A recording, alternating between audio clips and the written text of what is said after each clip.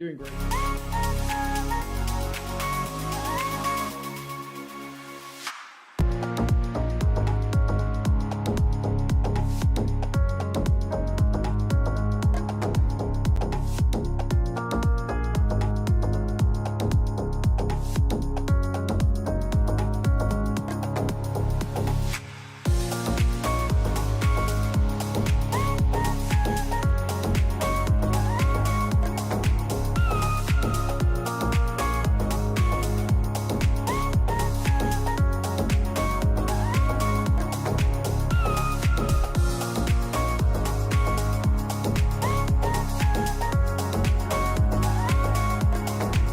Live? We are live. Is your head kind of, is that where you want the camera? I don't know. No, it should probably be fixed. Yeah. I'm actually blending in with the couch this You week. are, that was a good choice. Hello, hello everyone. We'll acknowledge you exist, and then I'm going to go move the camera because once again, we've assembled the podcast studio last minute. Because that's how we do. Yes. Naming no one as to blame for that, because that would be unfair. Yeah. Yeah. Only one other person uses this space consistently. And he knows who he is. Yeah. We'll just call him Jake G. No, that's too obvious. Jay Goslin. Oh, wait, hold on a second. Oops. Wow. You didn't even try and make it a joke. You just laid it out there. That was a joke. Look at us here and podcasting again together. Yeah. It has been 3 weeks. Did you have these kind of awful opens when I wasn't here? Or is that just the product of the two of us together? So, yeah, everyone who's been watching the show the last few weeks knows that I basically got to Thursday morning, was like, oh no, I don't have a conversation partner.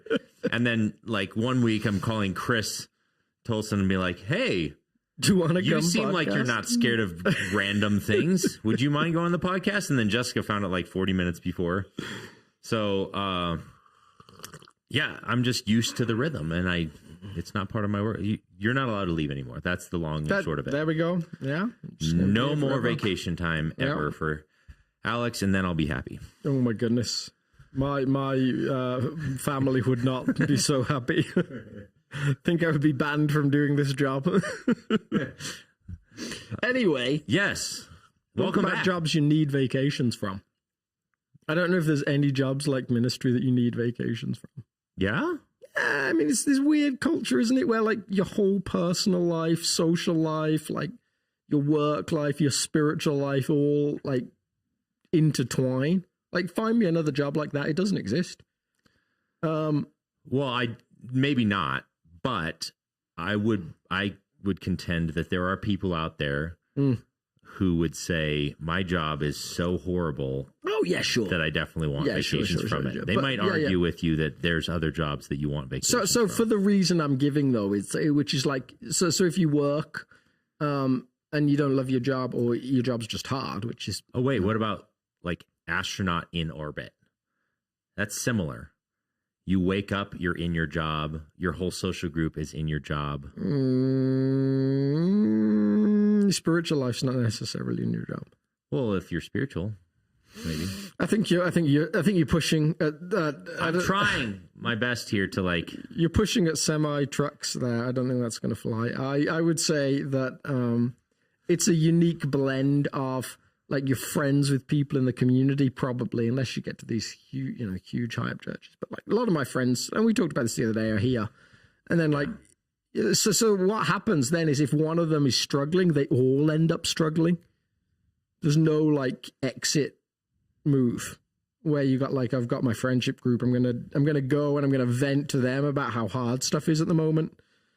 If you go and vent to your friendship group when you're a pastor about how hard work is, they're like, wait, what? You're like, we're leaving the church.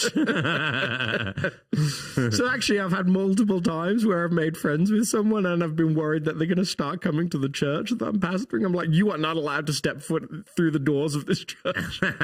Wow. I need you to be at your church you're at now. Please don't come here.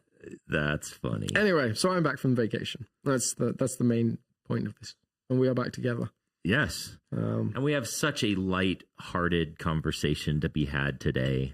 Oh yeah, about Jezebel. Yeah. But before we dive into that, why were you out of town?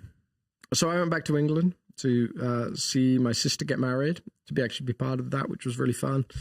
I got to do the wedding address. She asked me to do that part because I couldn't do it was in a traditional Church of England church. And so the vicar has to do that, or another ordained person within the Church of England.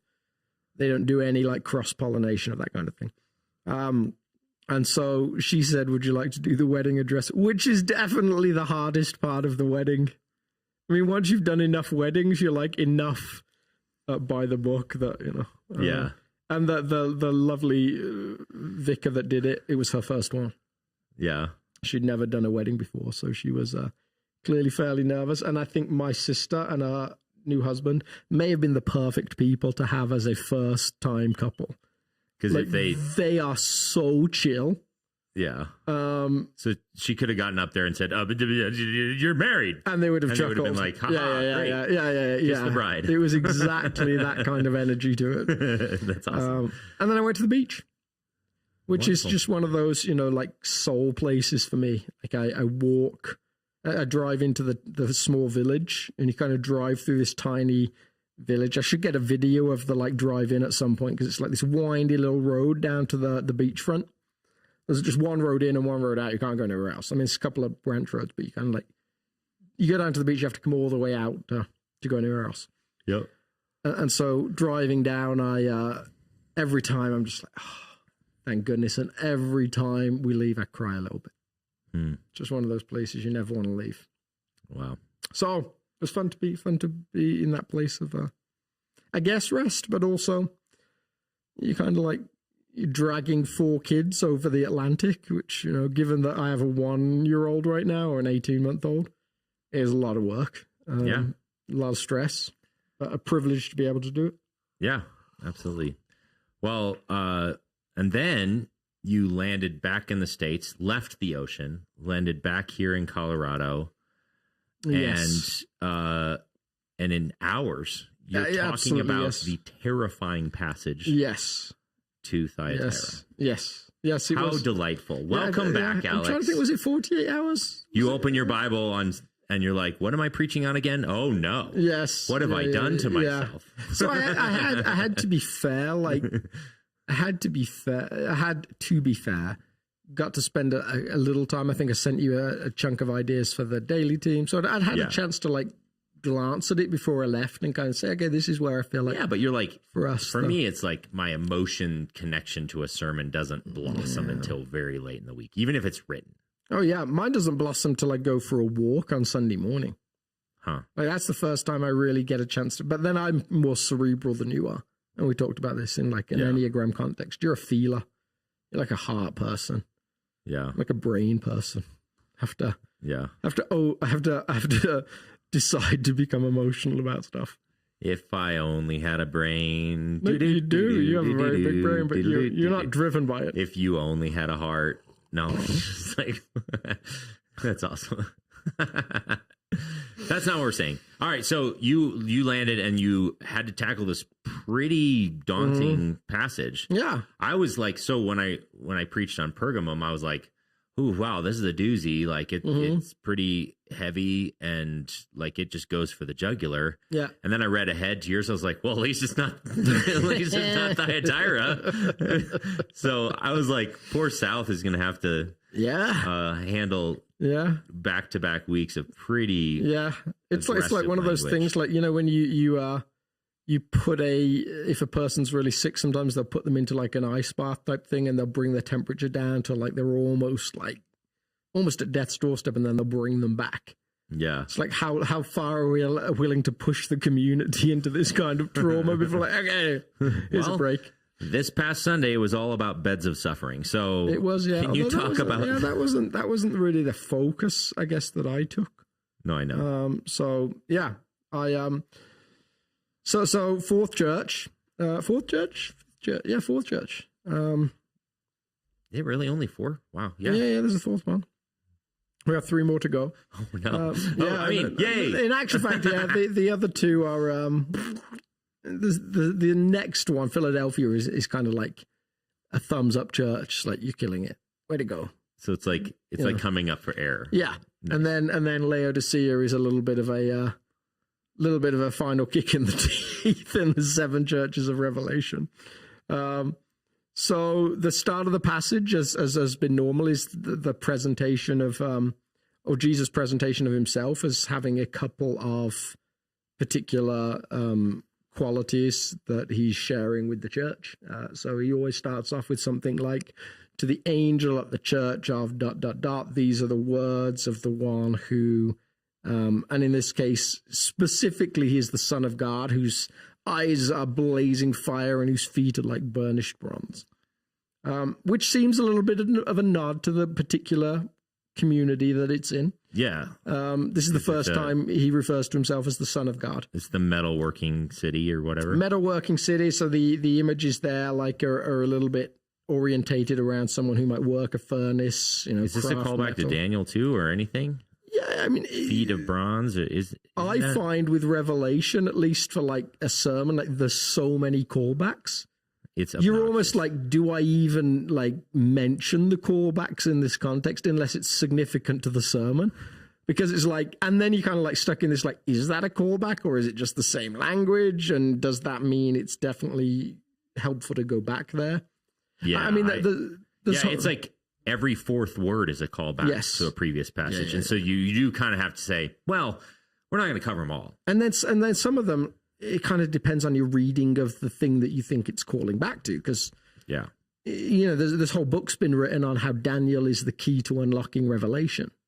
I actually don't think it is. I think there's allusions to Daniel and references, but I'm not totally convinced Daniel's supposed to be read as a code breaker I agree, for the book of Revelation. It's actually more like the entire Old Testment's a code breaker. Yes. For a book. Yes, of Revelation. yeah, that's fair. Yeah, Good luck with that, everyone. Yeah. And then like this question of like whether we're really supposed to be trying to break a code of Revelation anyway. Like whether that's like helpful. Especially when he gives you the answer in the very first verse. Yes. This is about Jesus. Okay. We've got our cipher word. So if you get to the end of the equation and the answer is not Jesus, you've gone wrong. Revelation is multiple ciphers. You just keep putting the word Jesus in and you go get it. Yeah. The Son of God thing I did think was interesting just because of the... Yes, talk about that. He says the first time in this book that he refers to himself as Son of God. Yeah, first time in the 7 churches that he says these are the words. Up until now, it's these are the words of the one who. And here it's very specifically, these are the words of the Son of God. Yeah, so that stands out. So this particular church, it's not a big city. It's kind of actually one of the smaller ones, the more insignificant ones. And so I kind of gave people a map. I had actually never noticed before that it follows the horseshoe around the map. Like it kind of follows north and then round and then south, which I'm sure is like... Yeah, when I was studying there, I was like, oh, well, these are all pretty close to each other. They are pretty close. I mean, if you're driving. And if you look where Patmos is as well. Yeah. It's like someone like Patmos would be thinking about the churches closest to him. Yeah. Or them. But it is kind of like a loyalist town. I tried to give a couple of examples of like, that feel like to start with, I was going to say Chicago in terms of it. Like people talk about Chicago as like, it's an American town. It wasn't settled by English colonialists. It wasn't settled by Spanish colonialists. It was a town started by Americans for Americans. It kind of got wiped out mid-19th century and was completely rebuilt with American architects. It's designed around like the new grid system in a unique way. So like when you go to Chicago, you're going to a town that is built distinctly out of the American experience. Interesting. So I didn't know that. I lived there for a long time. Chicago is way too significant and big to be compared to what Thyatira is like. Yeah. So Thyatira is more like, to me, the town that if you're like and I tried to give like maybe Omaha, Nebraska as like an example, maybe Nashville. Like Nashville's got a few things to be famous about, but it's like you go there and it's like small enough to kind of feel like you know the whole city in a couple of days. Yeah, that's definitely not Chicago. That's definitely not Chicago, no, and even less New York and LA. Then you're at the like. I think Chicago's not quite LA or New York, but it's huge. It's significant. Yeah. But Nashville's kind of like. I was there for the first time. I was there for a weekend. I was like, I feel like I know this already, and then I went multiple times. I'm like, yeah, I'm really getting to know my way around. Maybe something like, oh man, what's the town that the big Christian college is at? Lynchburg, is it? Something like that? Yeah. That similar vibe. It's got that like feels very American. Downtown Littleton? Yeah, maybe that. Yeah, maybe that's even maybe too small. In England, it might be Windsor. I'm really feeling like I'm starting to get to know downtown Littleton. in England, it might be Windsor. Like Windsor is the Queen, or now the King has a castle there. She always called it her home. Yeah. As opposed to one of the castles, it was a place she could walk around, and the community kind of is all in on, we're going to be protective, we're not going to be invasive. But you could end up going to church with a member of the royal family on any given Sunday. That's quite normal. In Italy, maybe Naples, something like that. It's got that vibe of like very committed, very like, no, we're Italian. So this is kind of like Thyatira. It's like associated with being Roman, as opposed to like resenting being Roman.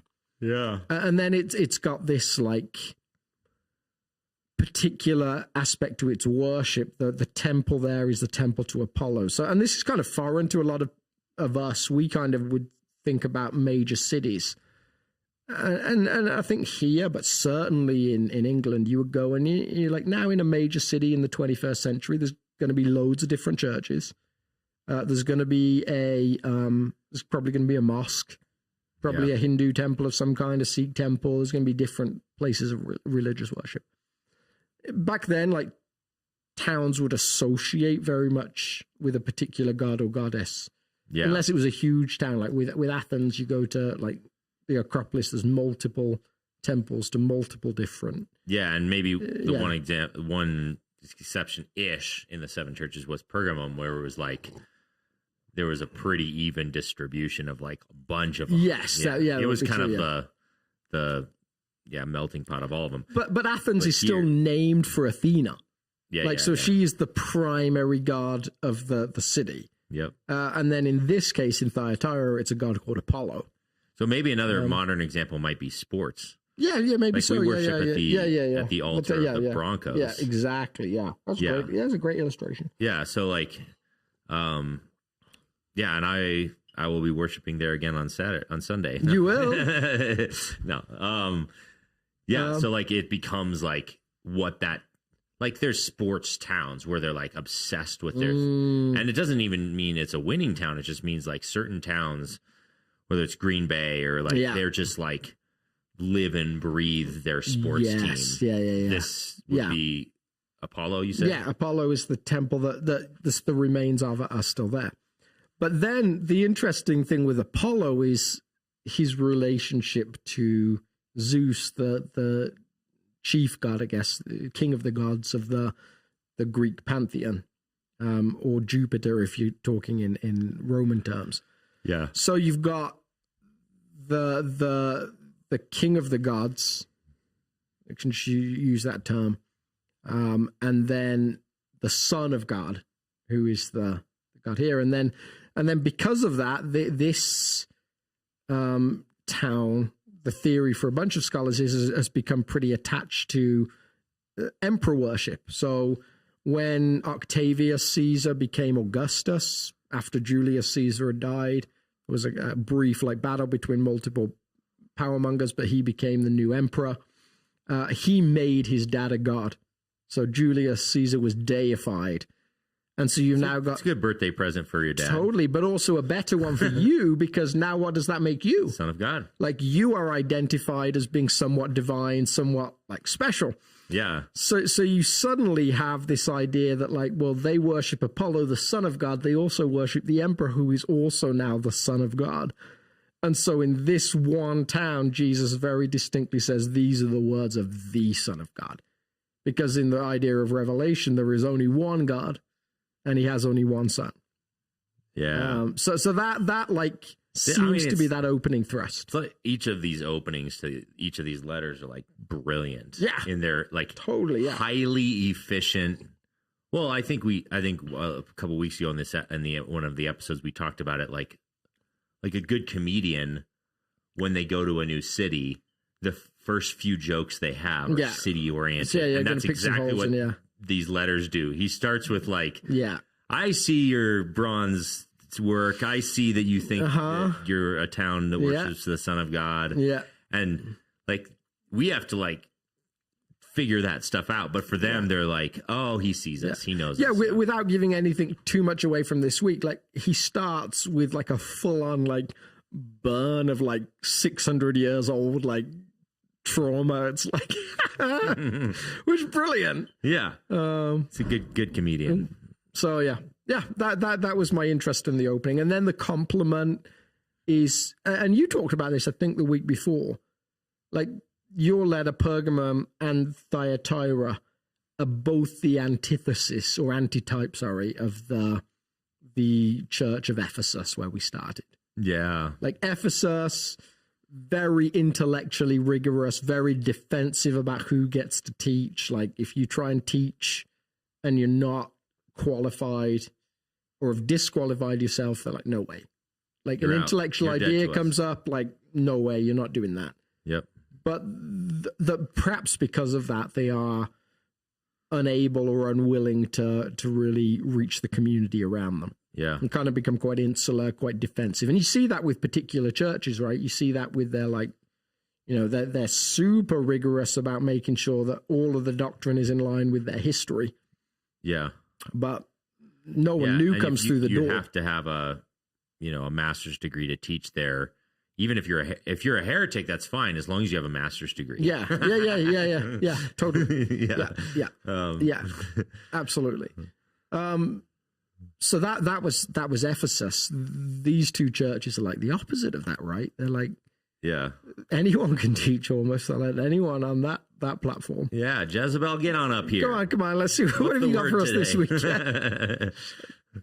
Yeah, super interesting. So then, describe where it sort of pivots here.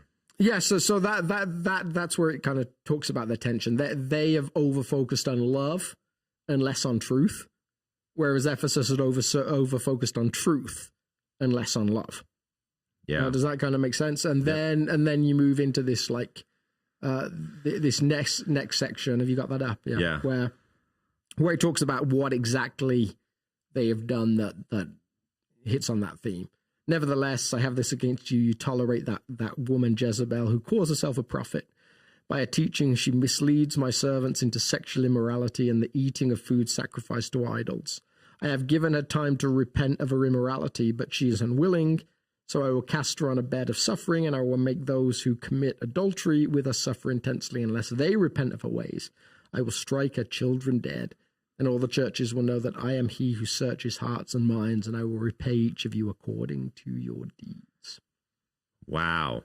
It's tough. I mean, like, same as last week, though, right? Yeah. I mean, it's like almost, I think I said to you, maybe I researched a bunch of churches that had taught through Revelation just to see how they'd set up the flow.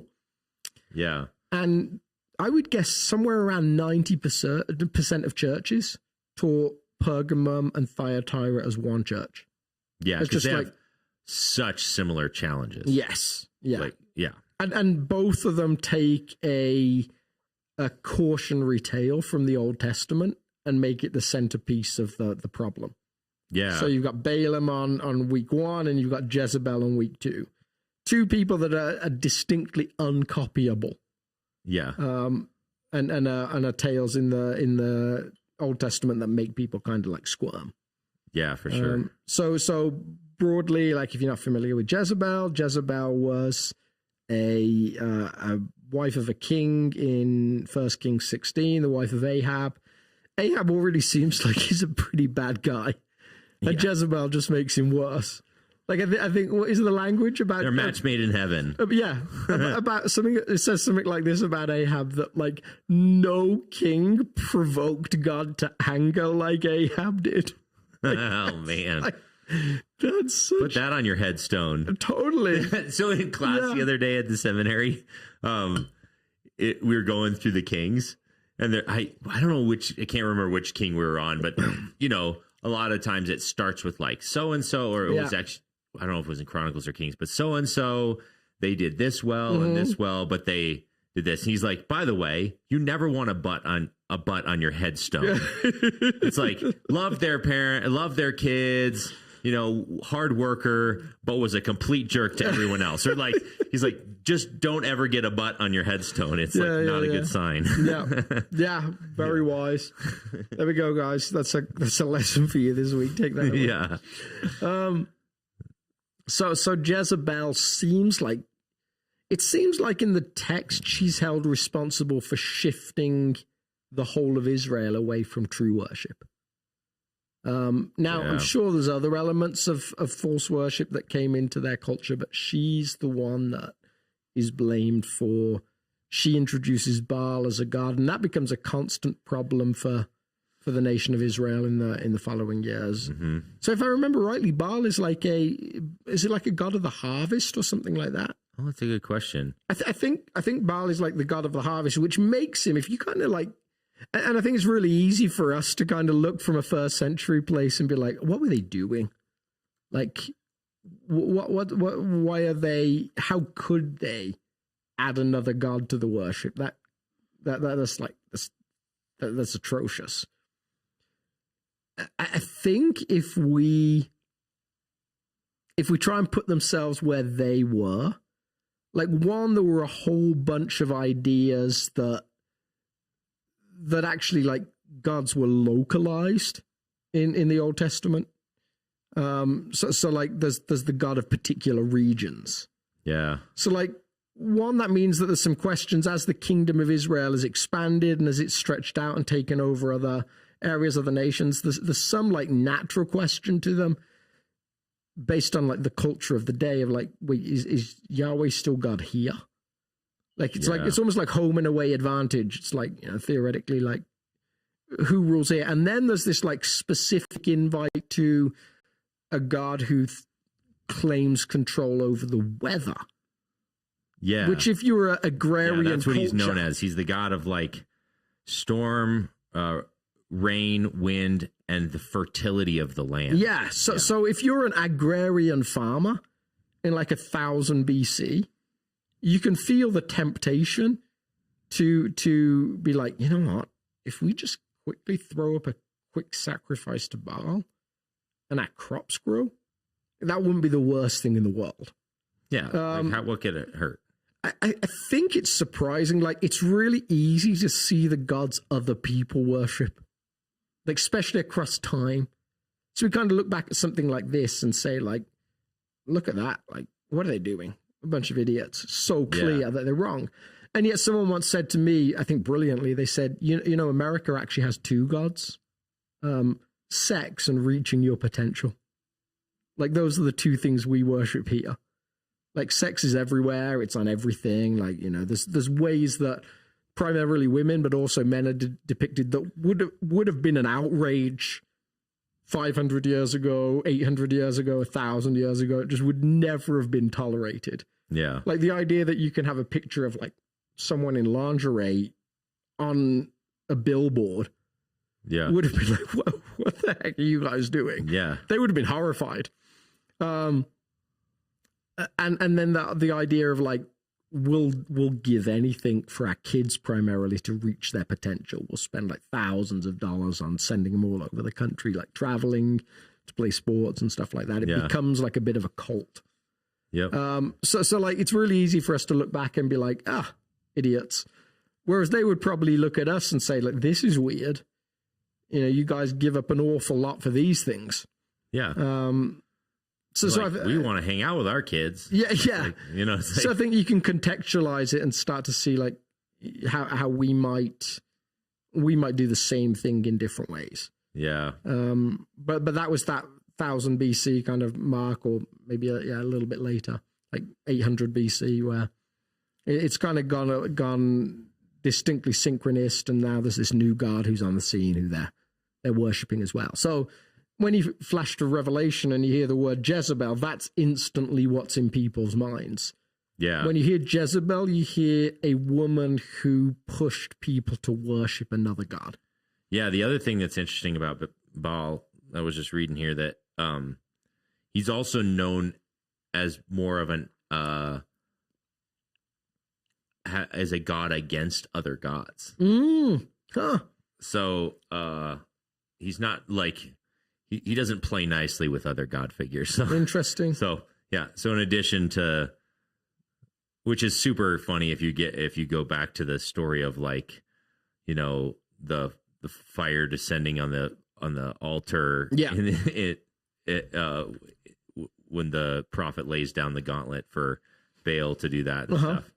So there's like water involved. He's the god of that. Yeah. The conflict between the gods. Yeah. And he just like, yeah. Anyway. So this is a fascinating conversation all the way through scripture, right? Like, are these other gods really gods? Yes. Because there's some parts that you read, you're like, kind of sounds like no. They're at least been mocked as appearing in statue form, which is never true of Yahweh. So there's like this kind of like poke at like you're worshiping a statue. And yet there's other language that will seem to imply that Yahweh is the God over everything. And that includes spiritual beings of some kind. So C.S. Lewis actually fascinatingly believed the Greek pantheon was real. He just believed God was God over it all. So when you read about things like powers, principalities and powers, he was like, well, there got to be something. Yeah. So that was kind of where he would see that whole structure fitting in. Yeah. And there's some like solid evangelical scholars who have studied like the word Elohim in the Old Testament and actually associate that as being some of these other spiritual beings or gods, small g gods in one sense. But there's also other evangelical scholars are like, that's hogwash. There's only one God. Yeah, totally. Yeah. I can't remember the term for that. The term for believing in other spiritual beings referred to as gods, but Yahweh being the God over gods. There's another term for that. It's like, instead of monotheism, it's like something. Well, it's not polytheism. No. Because polytheism is like it's all on the same playing field. Yeah. I can't remember. I just learned about it in my class, but is it henotheism? Yeah, I think so. Yeah. So henotheism tends to be a little bit more related to like area. Like gods have like specific control over specific areas. And that really the revelation of Yahweh is that, no, it doesn't matter where it is. I'm the God of that too. Yeah. Which there's some funny stories in the Old Testament about like geography. Yes. Like when the ark gets moved around. Yes. And it gets taken by the Philistines. Yeah. The Philistines? Yeah. Yeah. And they're moving around trying to find a place where God's going to be happy because everywhere it goes, yes, they're like, maybe he'll be happy in this town. Yes. Yeah. No, and it's always a nightmare. Yeah. Let's get him as close to Israel as we can so maybe he'll get happy because he's back in his land. And God's like, guys, I own it all. Yeah. And so their theory is theoretically in bringing the ark there, this is a victory over Israel. And this is our territory, so our God will be like, it's home advantage. Yeah. And then the ark goes there, and it's a disaster. Yeah. So like this. So then they move it to another town. Maybe he'll be happier. And eventually, like, we just got to get him back to his land. Yeah. So there is at least mixed language in the Bible that might lead you to ask different questions at different points. That, you know, as to, I don't know how we got in the rabbit trail, but Baal. Yeah. So really getting to Jezebel and this idea that there's a woman in the town of Thyatira who is like primarily acting like Jezebel.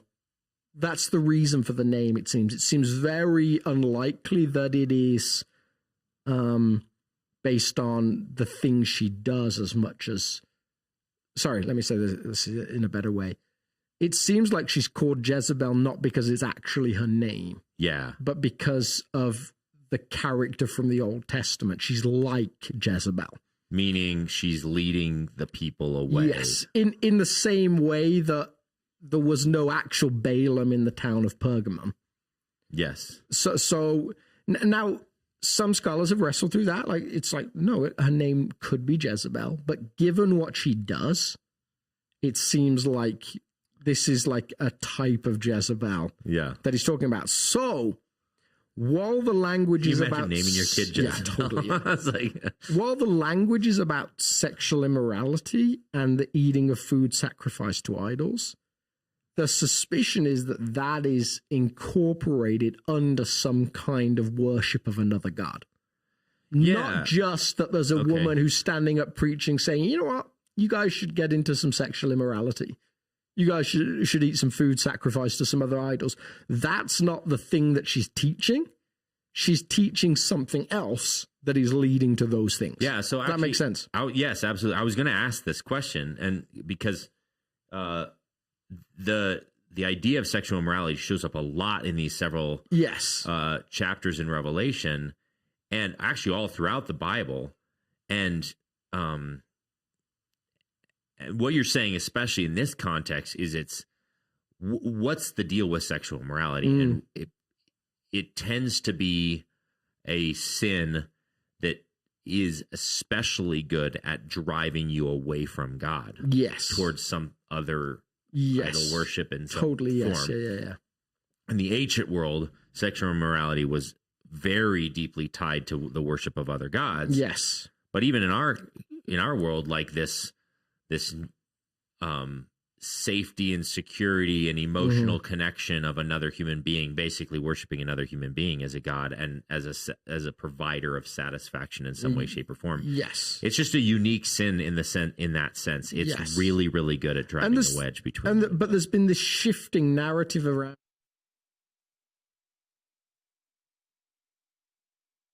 Genesis story that talks about there's one man, one woman, and there's a union there. For this reason, a man shall leave his mother and father and be united to his wife. Yeah. To a general flow of the Old Testament where you could say something like this across the Old Testament.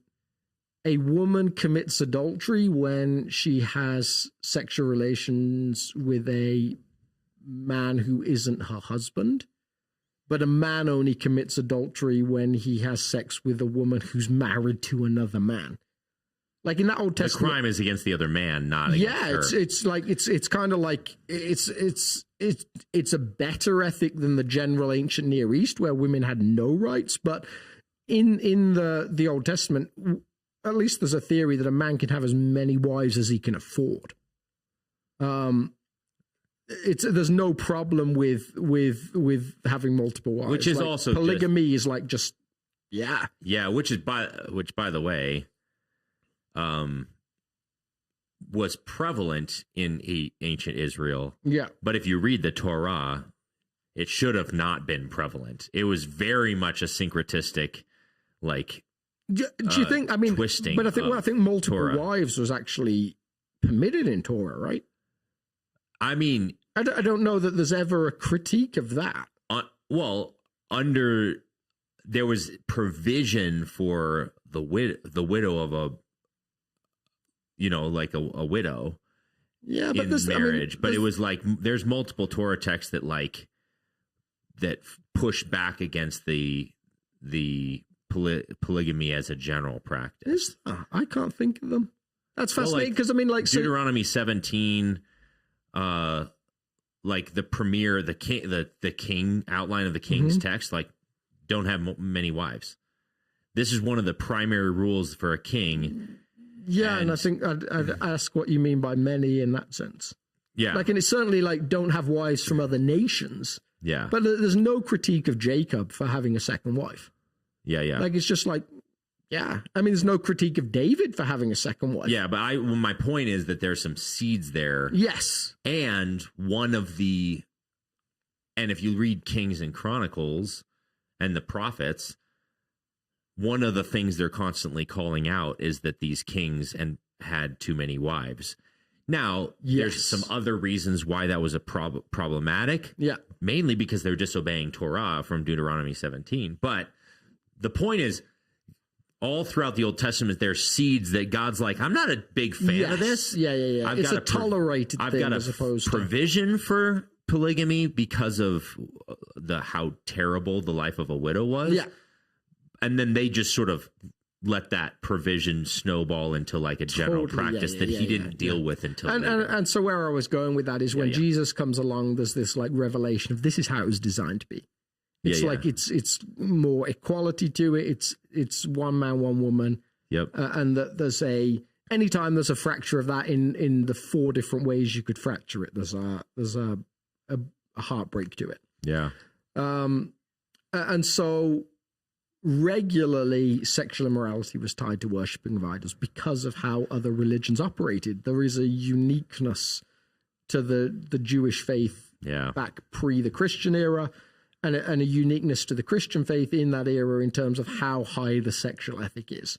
Yeah. And so the context of the town of Thyatira seems to be the making of bronze works, that the artisan culture of the town is tied to the cult of worship as well. And so what I think it's Bruce Metzger says something like this. He says, like, to not at least give a nod to being part of the what's the word I'm looking for? The worship of the Roman Empire. There's a term for it. Yeah. To not just give a nod to the practice of being in a guild is the term I'm looking for, and to the worship that came with that, was economic suicide. Yeah. You were guaranteed to not have business. You were guaranteed to have a family that went hungry. You were like locked into starvation. Imperial cult. There you go. Yeah. So it was just like, it was good sense. It in the same way to a person of like 800 BC, they might have said, it kind of just makes sense to throw up the odd sacrifice to Baal against all that they'd been taught as part of Torah. To a first century Christian in Thyatira, it seems like when a woman stood up and said, you can do that thing, like just, you can worship at this temple, which happens to include sexual immorality. Yeah. So again, like the sexual immorality, the food sacrifice to idols, not the main point. The main point, this synchronistic religion that pushes you into those two things. Yeah. That's not to say sexual immorality isn't bad in our context. It's just to say that there's an extra layer to it in this context. Yes, absolutely. Yeah. It's not that they're not bad of their own right, but when the scripture talks about Jezebel, it's talking about the results of it as well as the thing itself. So that's like the thrust of the text in terms of a teaching point. Yeah. So then,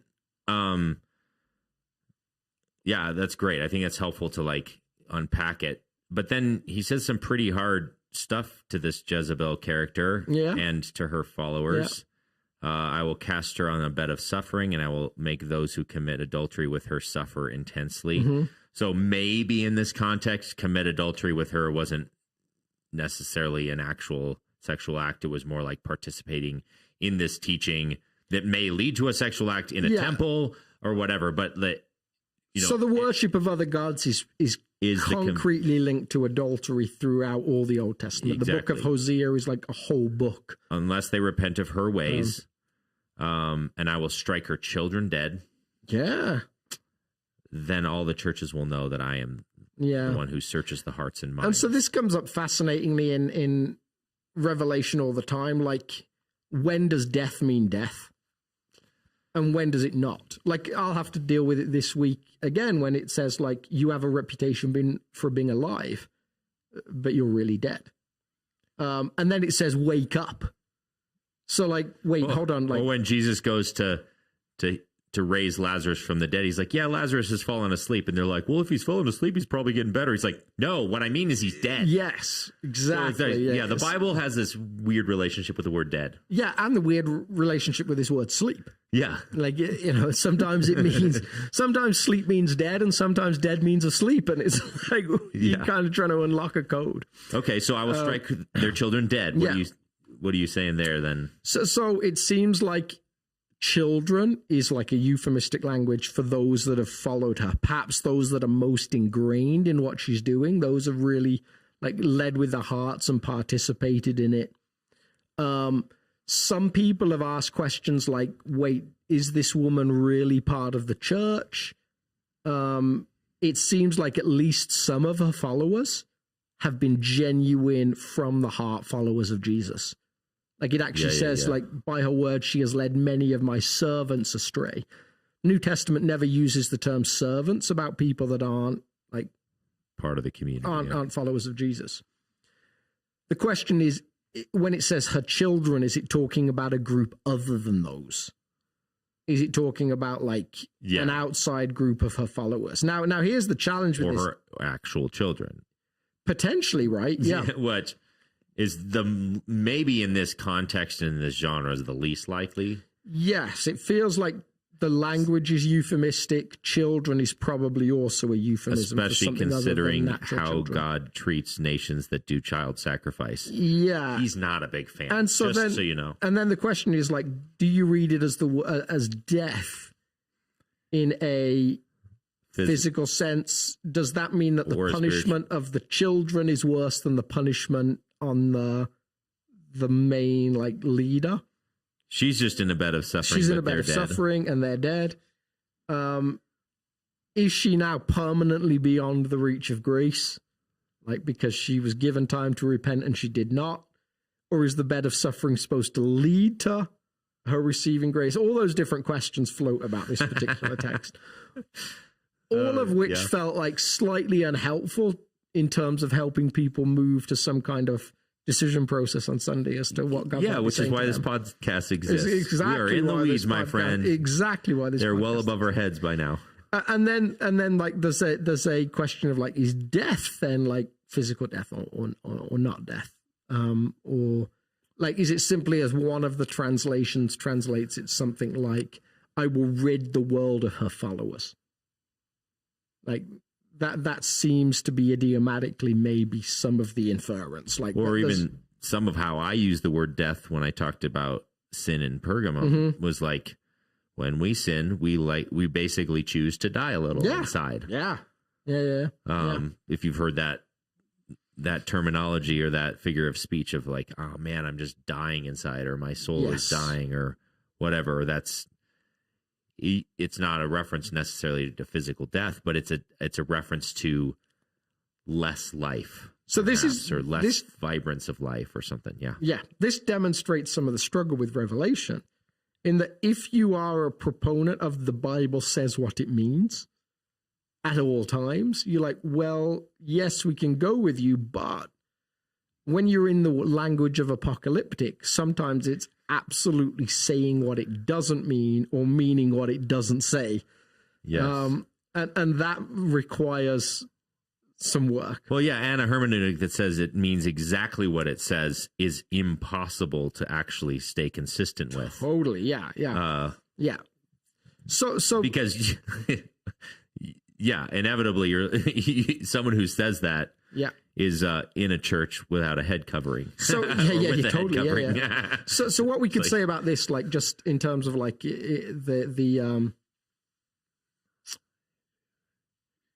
the exegetical like thrust of it, like the thing it's trying to teach us, I guess, is what I'm trying to say. We could say that we're supposed to take away that the people, especially the leader of this group that has pushed the church in this direction, will face judgment, a judgment that you don't want to be part of.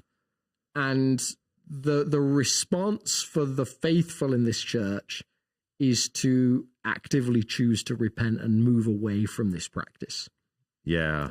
And that's the thing we can take away from it as well. Like, we can ask questions like, in what ways are we leaning into the same kind of practices or exposing ourselves to the same kind of dangers? So a couple of things there, like sometimes we may actively be unbeknown worshiping other gods, kind of like we talked about earlier, whether that's just like travel baseball or whether it's like something more practical. Maybe it's work, maybe it could be almost anything that's taken the place of God in our lives, or a theological framework that potentially leads to that. Because the movement of this, of the bad group, let's just term them that way, of the Jezebel crowd, is both theological and practical. It's like a praxis. It's more than just action. It's more than just thinking. It's like a theological thing that leads them to actually walk down the street to the temple and participate in worship. Yes. Which is probably a physical sexual immorality action. Absolutely. So they have both become super loose theologically to the point that nothing really matters anymore. Yeah. And they have then followed that through with a specific action. Yeah. Either of those might be a takeaway for us. I just happen to choose as a takeaway the first part, not the second part. Yeah. Which was really like just a wondering of in what ways are we a little comfortable theologically or trying to fit in with the culture of this world theologically. Yeah. And so the one I picked was our reaction to the tolerance culture. Yeah. Today, which really, like, I think you could say of today's culture, it is tolerant of almost anything but perceived intolerance. Yeah. And the church is very much perceived as intolerance. Yeah. And so if there's something that the world loves, it's really tempting to try and fit in. I still got this weird memory of a conversation I had with some friends. I remember them finding out that I was a Christian. I was kind of like low key about that. I was probably about 14 or so, something like that. And one of my friends looked at me and said, like, "Your family are Christians? Are you a Christian?" I was like, "Yeah." I was never going to go full denial on that. And he said, "Yeah, that means you can't have sex till you're married." And I remember going through this like no, it's pretty gray on that. Like, it's probably fine. Like, I just didn't want to own to that. Yeah. We were 14-year-old boys. I think that's a similar premise. It's like, what do we do to try and make it seem to those that aren't following Jesus that the faith we have is palatable, is acceptable, is not too extreme, is like, it's in touch with where they are. The exclusive claims of Jesus don't sit well with people that don't like exclusive claims. Yeah. And it's really easy in trying to make the way of Jesus seem more attractive to tone down those exclusive claims or anything that sounds uncomfortable to a watching world. Yeah. And that's, like, to me, the closest parallel to what was going on here. Like, what can I do to kind of like fit in a little bit more? What can I do to make you think that the way of Jesus is? Like, I'm a Christian and my neighbors know that I am. And they're all drinking, and I'm going to also get drunk. Mm-hmm. Just so that they know the Christians aren't too weird. Mm-hmm. I mean, okay, well, where's that line? Like, participating, having a glass of wine, or getting full on wasted? Like, where is the line? Yeah. And they're saying, and this text is saying, like, those are the right questions to be asking and try and draw the line where the scriptures do. And the hard part is, like, you have to figure out what is it that's a matter of conscience and not, like, and I gave a few examples, like driving over the speed limit by 5 miles, 6 miles, 7 miles, 8 miles, 9 miles, 10 miles. Like, where's your thing? What's the line? What do you feel like, is the spirit of the law, but not the spirit of the law, maybe is the question. Like, what about with like sexuality, the way that we frame sexuality? Like, what's given that, again, like the lingerie picture on the billboard, for a first century person, imagining being alone in a room with someone you weren't married to of the opposite sex was like, we don't do that kind of thing. Yeah. Like, what's the line there? What have we said? No, we're comfortable with this. Halloween, like a classic wrestling point for me who didn't come from that culture. Yeah. And like my mom's horror when my kids were first dressed up for Halloween was like, what are you doing? Like, this is like, you've let demons into their lives. Yeah. So we actually had a question that came in sort of on that. And then the question was somewhat rescinded just because they had some clarity around it. But I still felt like rather than asking the question directly, there was some tension there, especially around the sexuality thing. Like, were you saying that driving over the speed limit is okay? And that Halloween is okay? I actively said I'm not giving you an answer on any of those. Okay. All right. So then that was the question. Now I think they were actually talking about some specifics which you addressed even more in your address about women in leadership a while back. You addressed the slippery slope argument and where we're at when it comes to LGBTQ, IAR plus whatever they are now. Yeah. So anyway, so that's where the question was, like, where is the line? And that's what I think people are desperate to find the line. Desperate to find the line. And even and then some people because of texts like this. And then some people are desperate to do the opposite of finding the line, right? That how far can I push the line? No, well, some people are desperate to say, like, where's the line? And some people are like, no, I'm going to make sure I'm so far away from the line I never have to think about lines. Like, did you grow up with the analogy of the coach driver? Like, a woman's looking for a new chauffeur or coach driver, and she lives at the top of a mountain, and there's this, like, road that winds around with no guards on the edge, and she says, like, this is where you have to drive me. Like, I want to know you're a great coach driver. Like, how close can you get to the edge? And so one, like, driver's like, I can get, like, a foot from the edge. And the next coach driver's like, I can get, like, 6 inches from the edge. And the third coach driver's like, I'll drive you so far away from the edge, you'll never have to worry about it. And she's like, you're the coach driver I want. It was all a test. Yeah. And like, it's the same language, like, right, you where are you supposed to be is constantly comes up, whether it's teenagers or adults. Everyone wants to know. Yeah. So. And then there's some issues where specifically scripture says there isn't a right answer.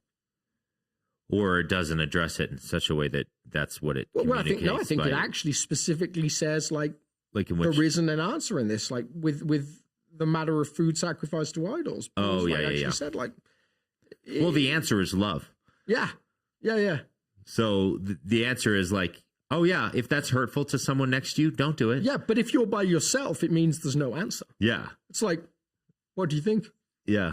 So that's like So then how do we navigate this? Because it is anytime you start to talk about sin, and which I talked about quite a bit the previous week, you addressed it this week. This book is going to continually drive us to, there are ways of being human that are detrimental to you and harmful, and Scripture is not going to beat around the bush. Don't do those things. Yeah.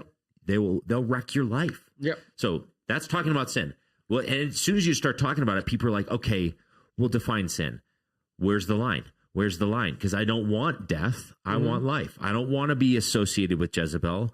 So tell me what things are associated with Jezebel so that I cannot do those things. Yeah. So the question is, how do we answer that question, especially if the preacher isn't going to answer it for us? Yeah. well, don't you think the thrust of this text is like, well, the primary thing is have no other gods before me. It's the practice of allowing other things to be gods to us that allow us to start to push across lines. There's something that we value more than God at that point, or at least becomes equal to him. So in this case, the thing that keeps you away from sexuality and food sacrificed to idols is have no other gods before me. There is no other place to worship. Yeah. The response of a certain group of the crowd is like, yeah, we're not going there. Yeah. And actually, I love that answer, because I think that is a principle that you could apply to anything. Like, just like in the ancient world, and like I talked about in Pergamum, there was this plethora of options that the world in their day gave them to how to live the good life. Either it's Zeus, or it's the Roman cult, or it's Olympus, or it's whatever. Just fill in the blank. There's like, here's your smorgasbord of options. You choose what you think is going to try on these various theories. We have all those same things. Yeah. It's health, it's money, it's an addiction, it's anything you think is going to provide for you and care for your needs. that isn't God is not true. Oh, totally. The wide expanse of these things is never more evident than when you think about the fact that the nuclear family can be a God that you worship. Yeah. Like, just your kids can be an idol. Yeah, totally. Your wife husband can be an idol. Yeah. And yeah, so suddenly it becomes like way more scary than we'd hoped, but also like more nuanced. Yeah, super fascinating. So I think there's like with everything, there's maybe some additional questions you can ask that maybe help. Maybe like so like in terms of like the sexuality piece that comes up there. Like I talked about that example of like how some of our way of approaching relationships between sexes will be completely foreign to anything but a generation of like 50, 60 years ago. Yeah. Before 1960, like for the most part, all of that was at least frowned upon, like verbally, even if not in practice all the time. Yeah. So like a question for me was in terms of approaching relationships with boyfriends and girlfriends, like girlfriends I had before I was married, was what would I hope, like when I end up getting married, as I expected to do, what lines would I hope that my future wife had kept in her relationships before we got married? Now, of course, there's always like room for like change and grace and all those different things. But if I was to create that scenario, where would I hope her lines were? And it gave me some pretty clear lines for like how I could act in terms of like hoping that I was loving that person well. Yeah. There's always questions like that you can create. But I do think the primary question is often that, like, what am I making a God of? And then the secondary guiding question back to what we were just talking about before is, what is loving? Yeah. Yeah. Love the Lord your God with all your heart, soul, mind, and strength, and love your neighbor as yourself. And like, if you look at the prophets, one of the reasons God is super anti-sin is because it really hurts people. Yeah. It hurts you. Yeah. It hurts everyone around you. And he's a really big fan of people not getting hurt. Yeah. Absolutely. So, wow. So once again, the way of Jesus is, it's beautiful, and it's way harder than we make it out to be, actually. Not because it's us earning our salvation. It's because the lines in the sand aren't as clear cut as we would like, because we just want, give me the answer so that I can jump through that hoop. Yeah. And he's like, no, I want your like entire soul and life to be transformed. Yeah. And you're like, well, that sounds like a lot. Uh-huh. and that invitation towards relationship and the holiness that comes from it is, I think, I was just reading C.S. Lewis, Letters to an American Lady. And it's letters he wrote to this kind of random woman that he kind of started corresponding with and wrote to her for the rest of his life. Yeah. And in one of the letters, something comes up about a priest she's met who she said just seemed to just exude this holiness. Yeah. And he said, isn't it interesting, like, what that feels like? He said, if we had 10% of the people that were truly holy, he said, we'd change the world tomorrow. Wow. He said, I can only think of meeting one or two people that I would genuinely describe in those terms, who are so, like, connected to in their relationship to God that all of their behavior patterns are changed because of it. Not because they tried to work out where all the lines were in their behavior patterns, but they just immerse themselves in that relationship. Again, like no other gods before me, right? The moment that you start chasing other gods, it's really hard to give your whole heart to the one true God. Yeah. It's the best prescription for human thriving. Yeah. Is to worship God and him alone. Yeah, and I don't bow down to any idols physically. Yeah. But I'm sure there's some idols in my life that I'm struggling to kill. Yeah, absolutely. And I keep discovering them. Yeah. Ones that I've yet to discover. And I was like, oh, I'm trusting this more than God. Yeah. Totally. Oh, wow. It's that now. Yes. Like I think I said on the podcast last week, for me, it's realizing that I try and influence people with my words too much because I'm trusting my own You wily influencer. my verbal capacities and my quick-wittedness and my loud voice and my big physical presence to win people over. Idolatry. Yeah. Because if I'm submitted to Jesus, who cares if I'm won over to them as long as people are. And isn't it funny that so often in those settings, the thing that you're actually like trying to do is something that's natural and a gift. Yeah. It's the intention behind which you use it. Yeah. Like I'll do the same thing. Like or a different take on that. Like I love to bring two people of different sides together. Like I love to like help people find the middle ground to build that sense of like togetherness. Yeah. But that can mean when I'm listening to someone talk, I can be like intuiting what their position is and kind of giving caveats to that position to try and keep the conversation going. Yeah. But at times that can be like desiring them to like me, desiring them to think I'm on their side, like, you know. Yeah. Again, like, is it an idol?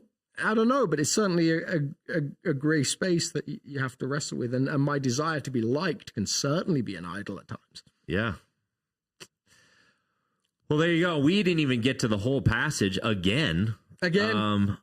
Fascinating, this whole bunch fascinating of conversation, but we're way over time already. Yeah. Hope you all enjoyed that. Thanks. Give a like, comment, all of those sorts of things. If you would like us to dive into the second little section there of the letter of the church in Thyatira, then ask a question about it and it'll force us to deal with it next week. But yeah, it's been an interesting conversation through this book of Revelation. Hopefully you all enjoy it. Thank you all. See you guys. Bye.